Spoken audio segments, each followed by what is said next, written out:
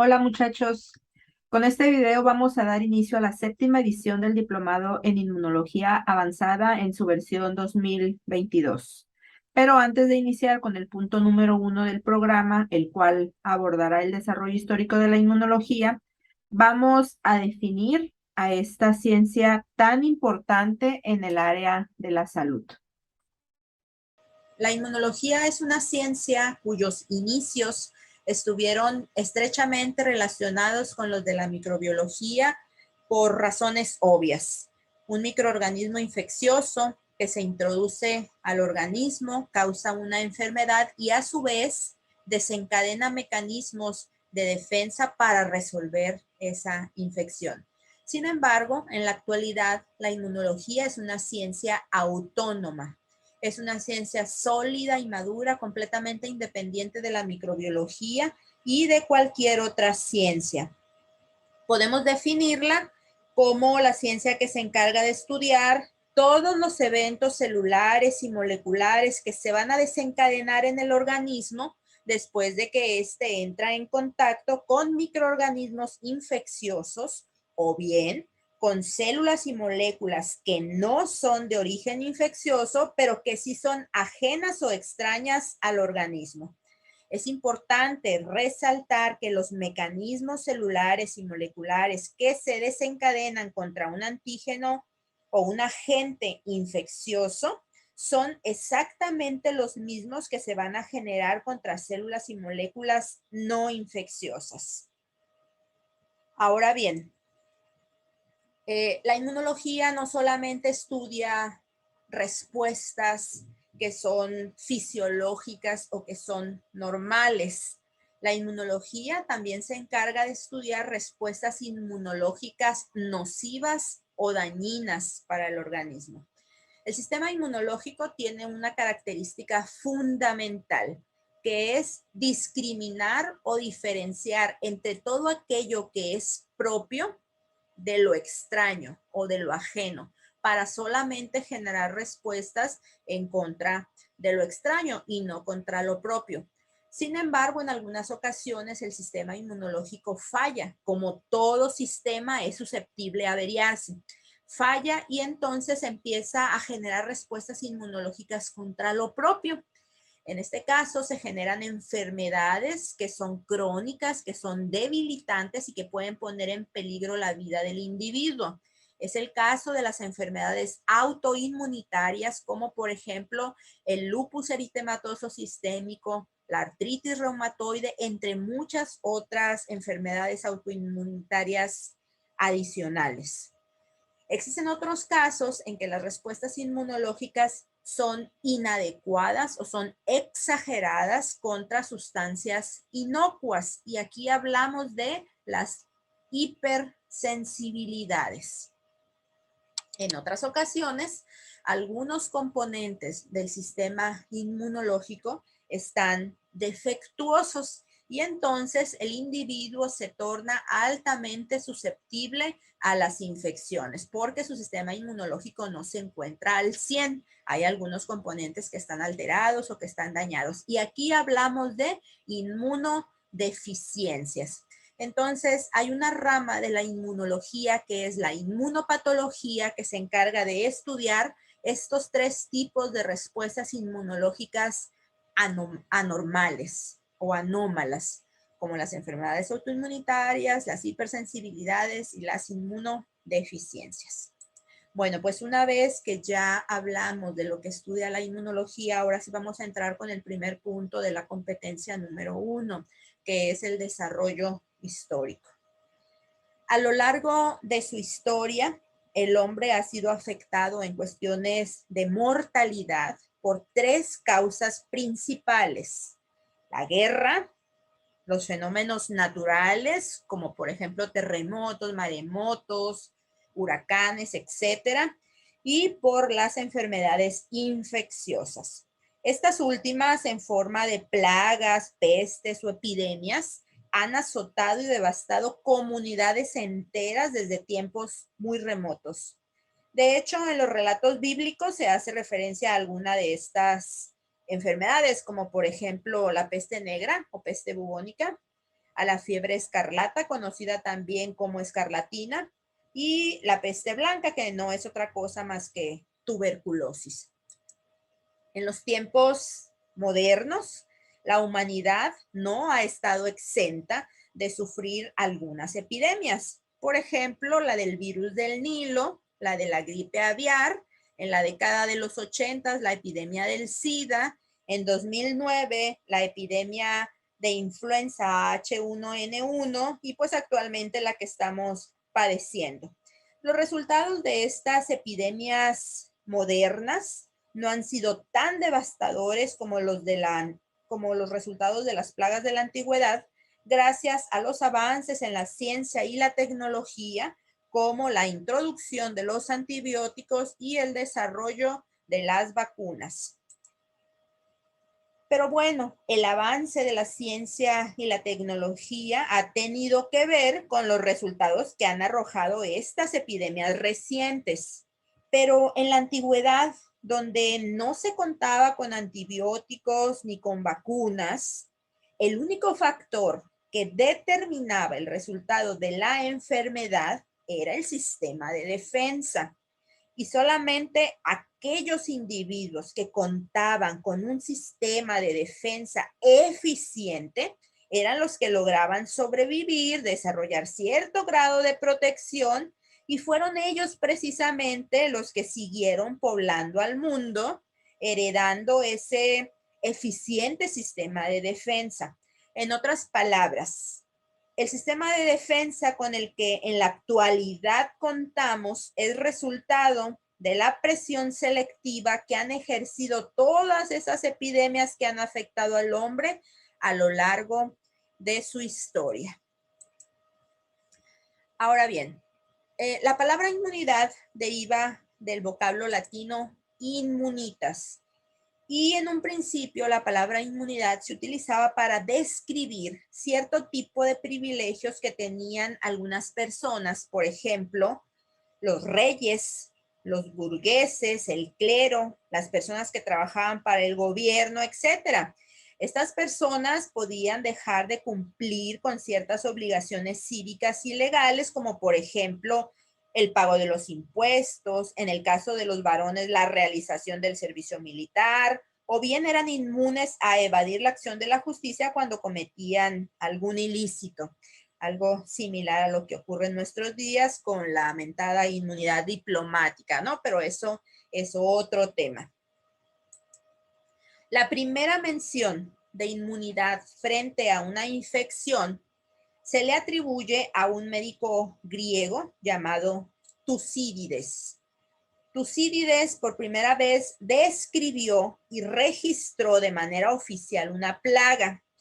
Esa plaga fue la peste de la guerra del Peloponeso, ocurrida alrededor del año 430 a.C., que afectó a Atenas y se extendió por gran parte del Peloponeso, de ahí su nombre, y mató a 2/3 partes de la población, es decir, de 3 individuos mató 2. Se cree que esta plaga fue especialmente letal porque era la primera vez que aparecía en esa región del mundo. Además, el carácter explosivo que adoptó el contagio impedía que los individuos desarrollaran inmunidad o protección. Las personas que lograron sobrevivir con la exposición repetida a la enfermedad lograron desarrollar cierto grado de protección y de esta manera la plaga se volvió menos severa. Tucídides describió los síntomas de esta enfermedad. Los describió como una brusca aparición de fiebre muy alta. La lengua y la garganta de los enfermos estaba sangrante.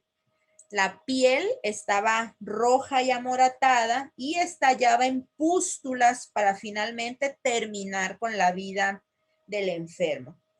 En esos mismos escritos donde Tucídides dejó plasmados los síntomas de esta enfermedad, también elogiaba la devoción con la que las personas que se habían recuperado de la enfermedad cuidaban a los enfermos sin ningún riesgo de volver a contraer dicha enfermedad.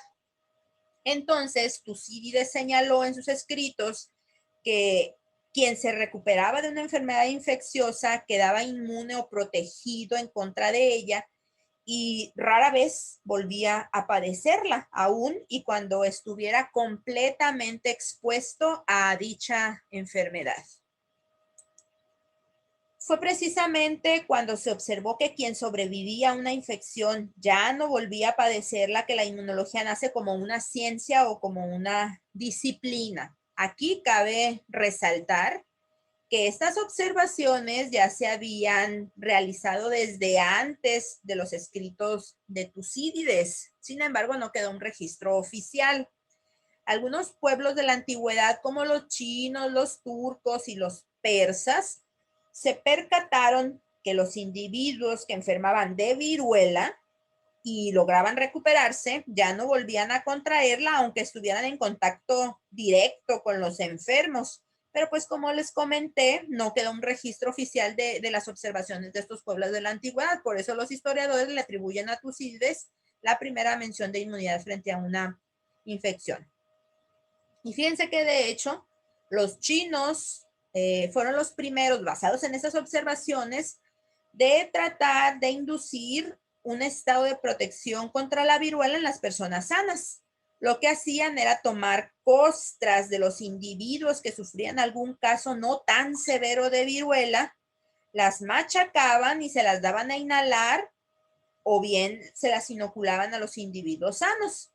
Las personas que eran tratadas de esta manera podían enfermar de viruela o bien podían contraer otras enfermedades como sífilis o lepra, pero eso no importaba porque a cambio quedaban protegidos contra una enfermedad que era mucho más grave y potencialmente mortal en aquella época, que era la viruela. Bueno, pues esa forma de protección de los turcos llegó a oídos de esta señora, Lady Mary Montagu, quien era esposa del embajador inglés en Turquía. Y ella, convencida de las bondades de esa técnica, inoculó a uno de sus hijos, tiempo más tarde inoculó al segundo de sus hijos y ellos no contrajeron nunca la viruela. Cuando el esposo de Lady Mary Montagu termina el cargo en Turquía, pues ellos regresan a Inglaterra. Y Lady Mary Montagu introduce ese método a Inglaterra y desde ahí ese método se extiende por toda Europa. A este método se le denominó método de la variolización y pues este método era riesgoso porque ya sabemos que las personas podían llegar a contraer la viruela o alguna otra enfermedad y estaba basado únicamente en la observación. El surgimiento de la inmunología como una ciencia experimental se le atribuye a un médico inglés llamado Edward Jenner. Él, a finales del siglo XVIII, hizo algunas observaciones muy importantes para su época que llevaron a quizá el triunfo más grande en la medicina moderna, que fue la erradicación de la viruela. Bueno, pues en esa época ya se sabía que la viruela era una enfermedad muy grave y frecuentemente mortal. La viruela afectaba sobre todo a los niños, afectaba sobre todo a la población infantil y le ocasionaba graves lesiones pustulosas, tanto cutáneas como sistémicas. Cuando el individuo sobrevivía a la enfermedad, esta le dejaba cicatrices que eran deformantes y permanentes, pero como les digo, con mucha frecuencia la enfermedad causaba la muerte. La primera observación que hizo Jenner fue que había una enfermedad en las vacas similar a la viruela humana, y esta viruela vacunal se le denominaba vaccinia, y la vaccinia ocasionaba en las vacas lesiones pustulosas, sobre todo en las zonas carentes de pelo como las ubres. Las personas que entraban en contacto con estas pústulas llegaban a infectarse de vaccinia. Por ejemplo, ¿quiénes? Por ejemplo, los ordeñadores al recolectar la leche de estas vacas infectadas. Jenner también observó que los ordeñadores infectados con vaccinia desarrollaban pústulas limitadas a las manos. Estas pústulas sanaban rápida y espontáneamente, dejando cicatrices apenas perceptibles. La observación más importante fue que las personas que habían padecido vaccinia eran altamente resistentes a la viruela humana y de hecho eran muy solicitadas en las casas y en los hospitales para cuidar enfermos de viruela sin ningún riesgo de volver a contraer la temida enfermedad de aquella época. Con estos conocimientos, entre 1796 y 1798, Jenner inicia la inoculación de humanos utilizando material procedente de la vaccinia. Según la historia, el primer ser humano inoculado de esta manera fue un niño de 8 años llamado James Phipps. Este niño fue inoculado con el fluido procedente de las pústulas de una ordeñadora con vaccinia de nombre Sara Nelmes. Semanas después, el niño fue retado, pero ahora con material procedente de la viruela humana y fue completamente resistente. El método de Jenner había sido un éxito. Entonces, muy pronto, pero de manera gradual, los médicos de toda Europa adoptaron el método de Jenner y el número de casos disminuyó drásticamente. Pero como todo en la vida, pues no faltaron los detractores que aseguraban que este método sería un fracaso, que los riesgos superaban a los beneficios y llegaron a mencionar que las personas inoculadas con el material procedente de la vaccinia iban a desarrollar características propias de la especie bovina, tal como lo muestra esta caricatura del siglo XVIII. Nada más alejado de la realidad, pues el método de Jenner, que desplazó a la inoculación que utilizaba material de la viruela humana, fue muy eficaz. No presentó complicaciones y se siguió utilizando por muchos años. De hecho, se necesitaron casi 200 años para que la vacunación contra la viruela fuera universal, hasta que en 1977 se presentó el último caso en Somalia, en África, y 3 años después, en 1980, la Organización Mundial de la Salud la declaró erradicada.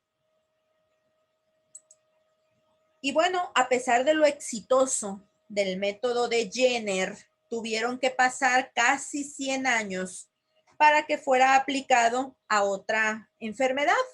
Esto debido en gran parte al desconocimiento que se tenía en aquella época de los microorganismos infecciosos causantes de las diferentes enfermedades, porque cuando Jenner hizo su aportación, nada se sabía de esto. Fue hasta finales del siglo XIX que Koch demostró que las enfermedades eran producidas por microorganismos infecciosos. Entonces, conforme la microbiología floreció, la inmunología hizo lo propio. El primer abordaje plenamente científico en inmunología lo realizó un afamado científico francés, Louis Pasteur.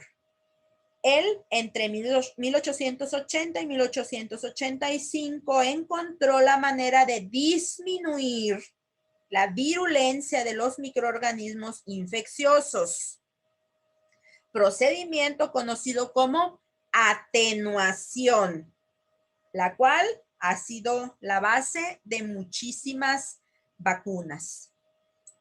Pasteur es considerado padre de la inmunología gracias a las contribuciones tan importantes que realizó en este campo. Entre otras, desarrolló la vacuna contra el cólera de las aves, contra el anthrax y contra la rabia, empleando a los microorganismos causantes de estas enfermedades debilitados o atenuados de diferentes maneras para poder inducir una protección contra retos posteriores. Pasteur se encontraba buscando la manera de proteger a los animales de importancia económica como las aves o las reses de las enfermedades, cuando la casualidad combinada con su perspicaz observación lo llevó a su primer descubrimiento importante, que fue la atenuación de la bacteria causante del cólera de las aves y obviamente el consecuente desarrollo de la vacuna contra esta enfermedad. Pasteur cultivaba en medio líquido a la bacteria causante del cólera. Tomaba una alícuota de ese cultivo líquido de la bacteria, se lo inyectaba a las aves y pocas horas después estas aves se enfermaban y morían. Cuenta la historia que la primera casualidad viene cuando Pasteur y su equipo de trabajo salen de vacaciones, dejando un medio de cultivo con la bacteria olvidado. Al regresar al laboratorio, Pasteur se percata de este olvido y su curiosidad lo llevó a tomar una alícuota de ese medio de cultivo envejecido e inocularlo en unas aves y observar qué era lo que pasaba, y pues lo hizo y no pasó nada. Las aves no se enfermaron ni tampoco se murieron. Era posible pensar que la bacteria ya estaba muerta. ¿Por qué? Porque los nutrientes del medio que la bacteria necesita para estarse replicando y para poder sobrevivir, pues ya estaban agotados con el paso del tiempo. Pues bueno, la segunda casualidad que menciona la historia es que el abastecimiento de aves en el laboratorio de Pasteur pues era limitado, tenía poquitas aves. Así que cuando prepararon medio de cultivo nuevo con la bacteria virulenta, inocularon, entre otras aves, a esas mismas gallinas que habían recibido la bacteria del cultivo envejecido. Todas las aves, con excepción de esas que habían recibido el cultivo bacteriano envejecido, todas murieron, excepto esas. Entonces, con esto Pasteur demostró que inyectando una alícuota de un cultivo envejecido, es decir, inyectando a la bacteria causante del cólera debilitada o atenuada, era posible producir una versión disminuida de la enfermedad e inducir inmunidad o protección contra un reto posterior con la bacteria virulenta. Y para quienes dijeron que estos descubrimientos de Pasteur habían sido fortuitos, su respuesta: en el campo de la observación, la suerte o la fortuna favorece solamente a las mentes preparadas, y evidentemente la mente de Pasteur estaba más que preparada. Y como para que no quedara duda y callar más bocas, Pasteur extendió estos conocimientos a otras dos enfermedades y desarrolló las vacunas contra la rabia y contra el anthrax. Uno de los experimentos públicos más famosos de Pasteur fue la protección contra el anthrax, que fue realizado en una granja a las afueras de París frente a un jurado conformado por importantes personalidades científicas y del gobierno. En este caso, el bacilo causante del anthrax fue atenuado por calentamiento, es decir, la bacteria fue cultivada en lugar de a 37 grados centígrados a 42 grados centígrados. Entonces lo que hizo Pasteur fue formar dos grupos de animales conformados por ovejas, cabras y reses, y a uno de esos grupos le inyectó placebo. Al otro grupo, que era el grupo problema, le inyectó el bacilo cultivado a 42 grados, es decir, el bacilo debilitado o atenuado. Una vez que realizó la inoculación, dejó a los dos grupos de animales bajo resguardo, se retiró y a las semanas regresó con el bacilo cultivado a 37 grados centígrados, es decir, con el bacilo virulento. Y de igual manera procedió a inyectar a los dos grupos. Bueno, pues todos los animales que habían recibido placebo en la primera inoculación murieron, mientras que todos los animales que habían recibido en la primera inoculación al bacilo atenuado lograron sobrevivir. De esta manera, Pasteur demostró la eficiencia de su vacuna contra el anthrax. Con toda la importancia de lo anterior, La aportación más relevante de Pasteur fue el desarrollo de la vacuna contra la rabia, uno de los enemigos de todos los tiempos. Debido a que los experimentos de Pasteur eran del dominio público, un día llegó hasta su laboratorio una familia cuyo hijo había sido mordido gravemente por un perro rabioso. Después de mucha persuasión por parte de los padres, Pasteur accedió a la vacunación de este niño. Para la vacuna, utilizó extractos nerviosos de perros rabiosos desecados y envejecidos, salvando al niño Joseph Meister de manera espectacular. Como anécdota o como cultura general les cuento que este niño cuando creció fue el portero del Instituto Pasteur y se suicidó cuando los nazis intentaron profanar la tumba de Pasteur. Ironías de la vida, ¿no? Él vivió y murió por Pasteur. Bueno, a esa forma de generar inmunidad inoculando microorganismos atenuados, Pasteur lo llamó vacunación en honor a Jenner y su trabajo con la viruela vacunal. Estos triunfos prácticos llevaron al desarrollo de la inmunología, ya que los científicos de aquella época se enfocaron en tratar de encontrar el mecanismo encargado de la protección. Y el primero en manifestarse fue el zoólogo ruso Meshnikov, quien en 1883 estableció su teoría de la fagocitosis, en la cual la inmunidad mediada por células fagocíticas era la base de la defensa del organismo. Esta teoría, Meshnikov la propuso al observar que tiempo después de enterrar una espina en una estrella de mar, la espina se encontraba rodeada por células de tipo ameboide que intentaban devorar ese objeto extraño. Esas células de tipo ameboide que devoran todo tipo de partículas y que hoy sabemos juegan un papel muy importante en la defensa, tal y como lo propuso Meshnikov, son los fagocitos.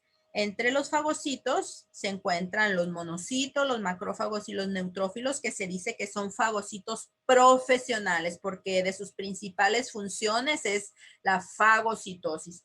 Otro tipo de células que puede llevar a cabo muy bien esa función de la fagocitosis son las células dendríticas. No se consideran células fagocíticas profesionales porque estas tienen otras funciones también que son muy importantes, es decir, no es su principal función. El proceso de la fagocitosis consiste en la ingestión de alguna partícula o de algún patógeno infeccioso al interior de la célula en una vesícula que se denomina fagosoma. ¿Y para qué se lleva a cabo su ingestión? Bueno, para llevar a cabo su degradación, para llevar a cabo su destrucción.